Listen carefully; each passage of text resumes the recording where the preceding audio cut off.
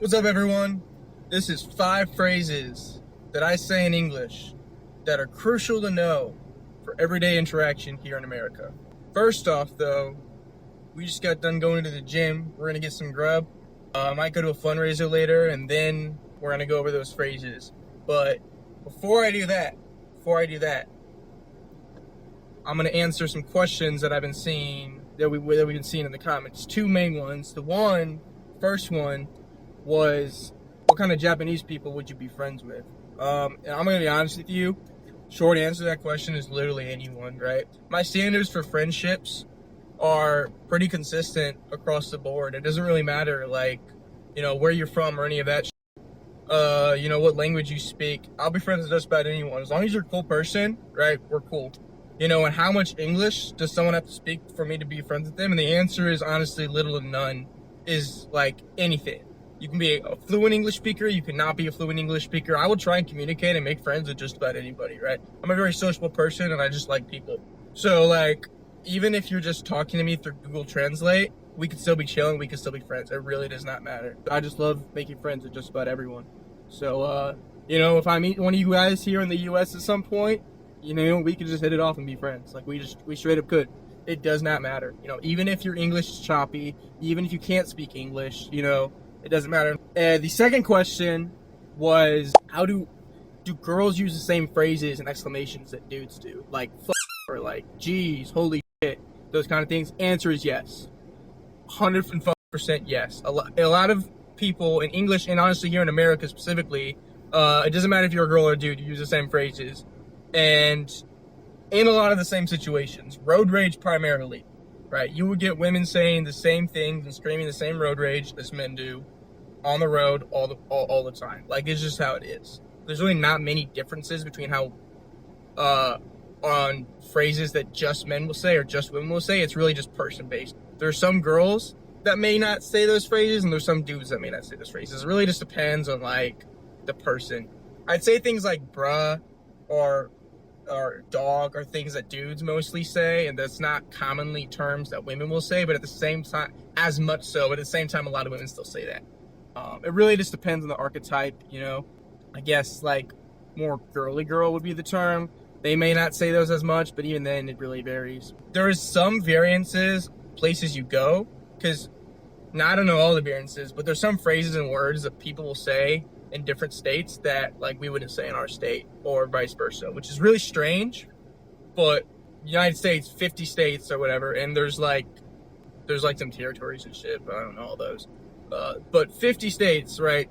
That's a lot of fucking land. There's a lot of fucking people, and we all have different cultures and stuff too. It's something you don't really think about, but not every state is the same here in the United States. I know we're one country, and we still have the same principles and stuff, but each state varies and each city varies by like some culture and all that shit. All 50 states, are not identical. Different phrases, different words. It's really interesting if you think about it. But United States, we're united, but like they're still like separate states. It's really weird because compared to like other countries, because traditionally a state would just be a country, but we got 50 of them in our single country. But enough of that. I'm gonna let you guys go. I'm gonna go inside. I'm gonna get myself some grub. Like I said, I have like a fundraiser to go to, but I'm gonna come back and we're gonna talk about those 5 things. So until later, peace. What's up? We're back now. We got everything finished for the day. So now we're gonna go into those 5 things. It's gonna be like 5, maybe a few more. Because I'm gonna talk about a few variations. These are like 5 phrases that I think are good to know, everyday phrases, primarily for being polite or just to know when communicating. But the key thing with these is some of them are more mainstream, but they're more like variations that people say every day of mainstream phrases that good to know. But we're going to start with number 1, which is excuse me. So excuse me is just simply a phrase that is like a polite to say when you bump into someone. When you actually interrupt them, anytime you do something slightly rude, you say excuse me, which is the polite way of basically being like, hey, I'm sorry that I did that. I wasn't trying to. Excuse me. That's a very common phrase. You hear that all the time. It's really nice to know because, it makes you look really polite when you say that. If you do accidentally mess up, even if you just like make a grammar mistake, you can say excuse me right afterward. It's really polite.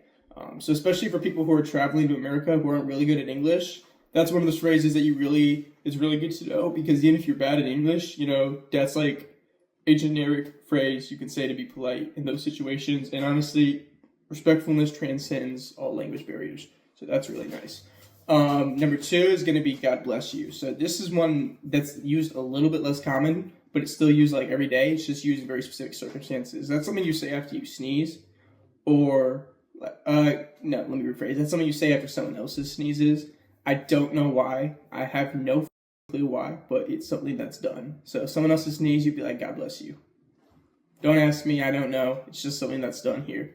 Number 3 is going to be take it easy. So take it easy is a variation basically of how to say bye. Now the reason that it's key to know phrases like take it easy is because a lot of the time they're the ends of conversations. So you see someone, that you guys chat real quick, you're like in the supermarket, you're chatting, and they say, all right, well, take it easy. That's the end of the conversation. Take it easy basically means have a good day, relax, or whatever. But it's basically a conversation ending that's basically like a polite way of saying like have a good day, but you're done with the conversation. So we're chatting, then I say, all right, take it easy. You're done. You go along your way. I go along my way. That's one way to end a conversation. So that's something good to know too, because generally speaking, when someone says something like that, you don't just keep talking. You're done.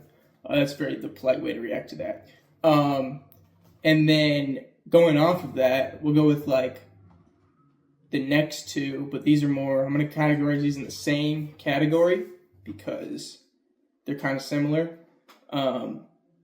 Have a good day is a common phrase, and I'm assuming this is used in other languages because it's kind of just a generic phrase, where you would say, you say that once again at the end of the conversation. A variation of that would be like saying have a good one. People say that too. These are all like these 3 are like conversation enders, and that's among other things, and that's really good to know because recognizing those phrases is a good way to recognize like when the conversation's done. It's a good indicator of that. If you don't understand everything they're saying, but you can recognize those, it's a good way to be like, oh, okay, conversation's done, move along my way. Now, it's still, of course, beneficial to understand the rest of the conversation, but at the very least, then you have a little bit more knowledge on indicators of when the conversation's over. And then the final one would be catch you later. So catch you later is basically what it sounds like, where it's once again a conversation ending, but it's like implying that you're going to want to talk to them later. So they'll be like, oh, you see someone in public that you meet for or you have that you've met before, or you just have in an interaction, you have a good conversation with someone, and it ends on a positive note. You can be like, hey, catch you later. That's another polite way to end a conversation, especially if you had a good interaction with someone, and just implying that you'll say hi or what's up next time you see them. But those are those 5 things. I hope those were helpful. And the question for this week is, let me know in the comments, please, what are some phrases that are crucial to know, in your opinion, when it comes to being polite in Japanese? And what are some weird phrases, weird cultural things that you guys just say, you don't know why, but they're just said, it's just polite to say them. I'm really curious what your guys' answers are, because like I said, we have some weird phrases like that here in English, and so I like seeing the difference between what we do here in America in English and what you guys do in Japanese. So let me know those answers in the comments below, and remember to like, comment, and subscribe. Like always, we'll see you in the next one. Peace!